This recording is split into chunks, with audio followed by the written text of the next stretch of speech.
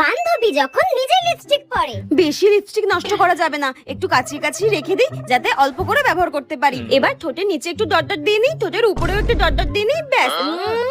আর কিচ্ছু করতে হবে না, ব্যাস। আমি তো শিওর এরকম করে যদি আমি লিপস্টিক ব্যবহার করি আরো 1 বছর চালিয়ে নিতে পারবো।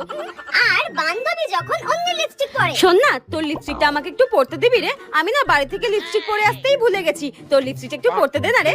ঠিক আছে পর, কিন্তু টেপি এটা না একটু অল্প করে পরিস, এটা না আমাকে ও দিয়েছে। এই নে ধর। হ্যাঁ থ্যাংক ইউ রে।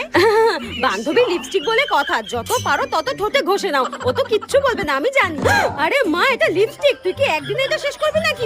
আর কিছু বললেও আমার কোনো যায় আসে না, আমি তো ঠোঁটে ভরে ভরে ঘষে নিয়েছি। তুই যদি আমার বন্ধু না হতিস না, আমি তোকে মেরেই ফেলতাম। এইভাবে থোবরায় লিপস্টিক কে ঘষে ভাই?